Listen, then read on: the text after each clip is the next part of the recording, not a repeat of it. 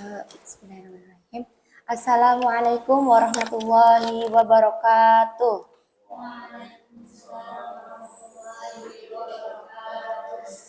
Innal hamdalillah nahmaduhu wa nasta'inuhu wa nastaghfiruh wa na'udzu billahi min shururi anfusina wa min sayyiati a'malina may yahdihillahu fala mudhillalah wa may yudlilhu fala hadiyalah.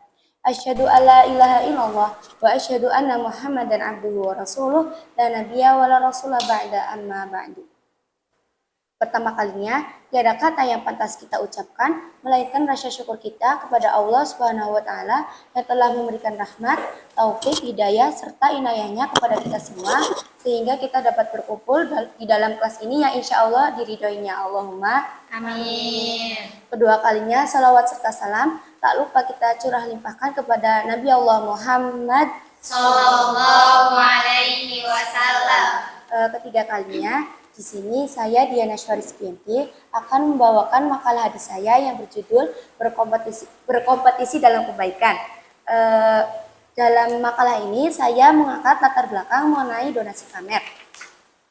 Pada zaman sekarang ini sering kita jumpai dengan istilah donasi pamer atau disebut juga sebagai philanthropy shaming, di mana seseorang atau kelompok melakukan aksi sosial di media sosial berupa bantuan atau donasi kepada masyarakat dengan niat untuk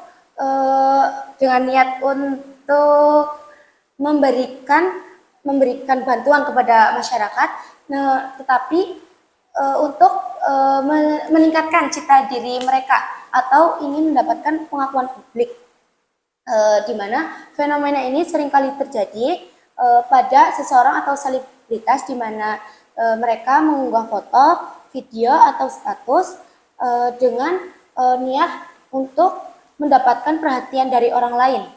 Salah satu kasus yang sempat viral di Indonesia adalah seorang influencer ternama, di mana dirinya mengunggah video dengan memberikan bantuan kepada korban bencana alam, di mana di dalam video tersebut seorang influencer tersebut memberikan bantuan berupa pakaian, makanan dan lain sebagainya.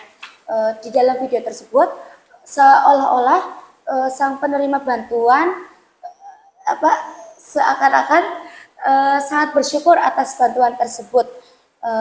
Namun reaksi netizen sangat beragam. Ada yang memuji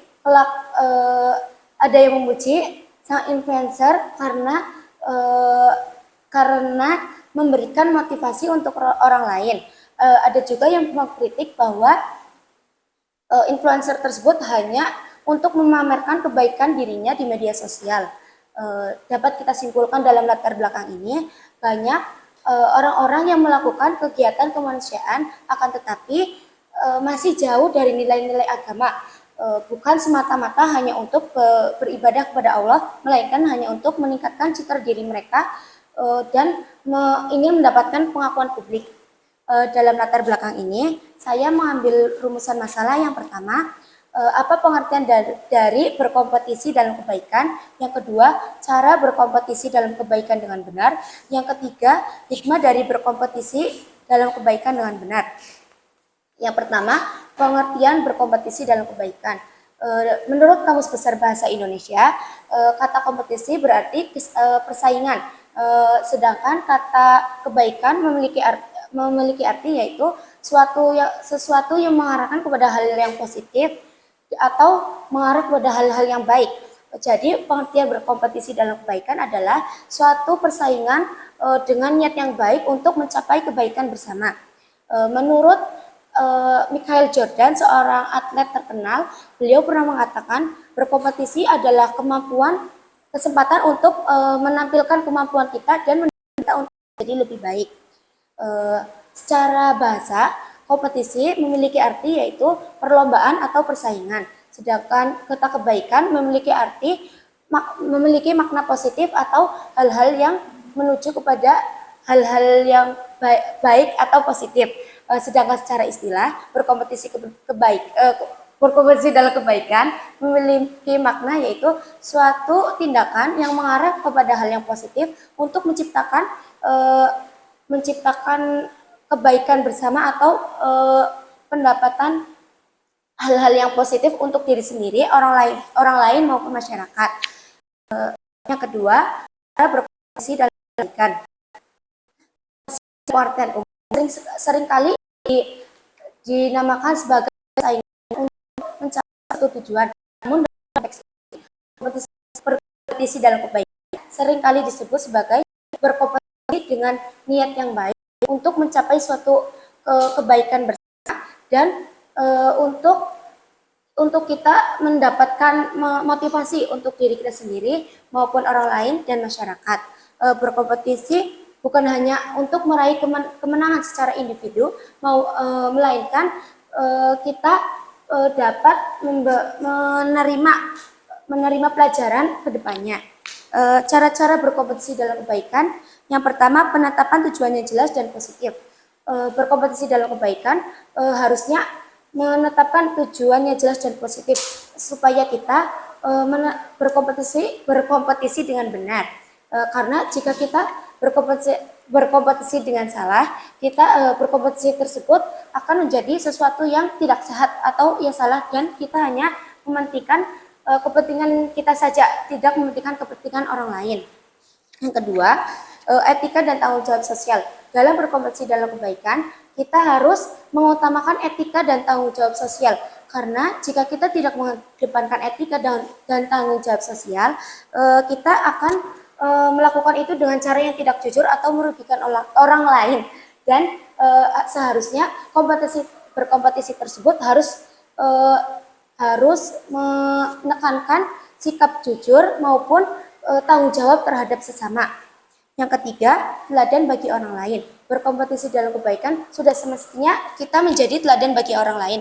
Karena jika kita melakukannya dengan semena-mena, maka orang lain tersebut akan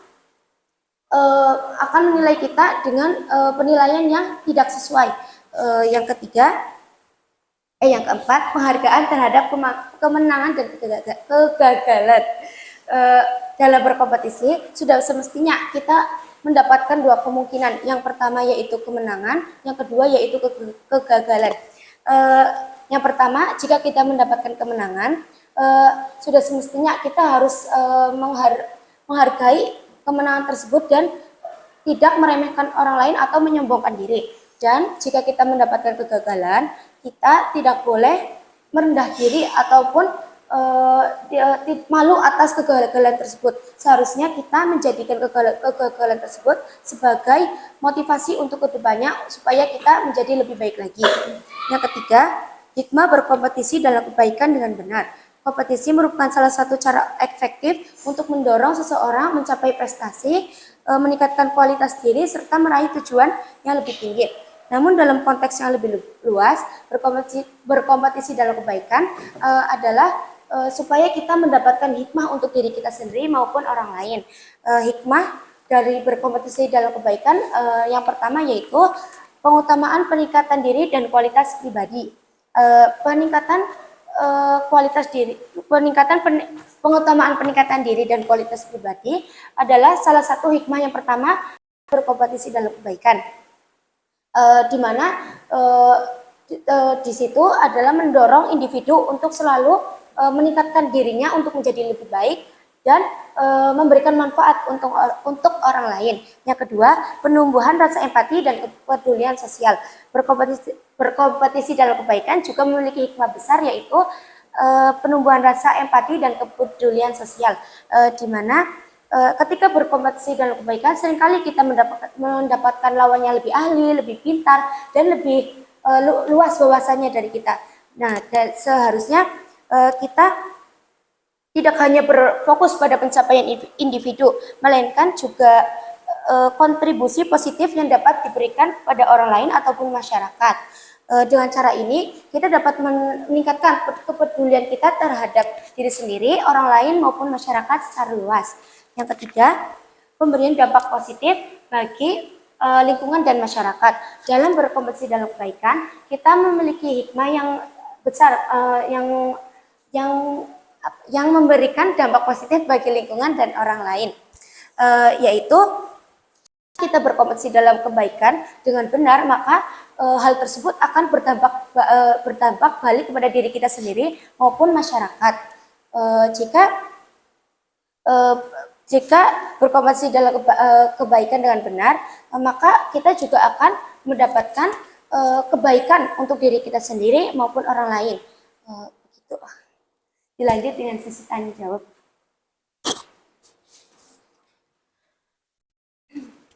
Materi yang terhormat, izin bertanya, bagaimana caranya ketika kita melakukan kebaikan tidak ada unsur ria di dalamnya? Baik, yaitu kita dengan niat yang tulus, fokus beribadah kepada Allah. Kalaupun ia misalnya berbuat kebaikan di media sosial dengan cara di-share ataupun di video, kita jadikan itu sebagai motivasi untuk orang lain, bukan hanya untuk ingin diberi pujian oleh orang lain atau meningkatkan cita diri. Materi yang terhormat, izin bertanya, apa pendapat pemateri tentang orang yang mengajak kepada kebaikan tetapi sendiri belum bisa melakukannya? Menurut saya, jika begitu tidak masalah atau tidak apa-apa, karena mengajak itu suatu perintah yang telah Allah berikan. Namun alangkah baiknya jika kita ingin berkata seperti itu kepada orang lain, maka kita harus memperbaiki diri kita terlebih dahulu, karena orang lain akan menyontoh perilaku kita atau perbuatan kita dari diri kita sendiri. Jadi jika kita ingin memerintahkan orang lain untuk berbuat kebaikan, maka kita harus melakukannya terhadap diri kita sendiri, kemudian mengingatkannya kepada orang lain, gitu. Pemateri yang terhormat, izin bertanya, mengapa kita harus berkompetisi dalam kebaikan? Karena kita sebagai umat muslim diperintahkan untuk selalu berfastabiqul khairat atau berlomba-lomba kepada kebaikan. Karena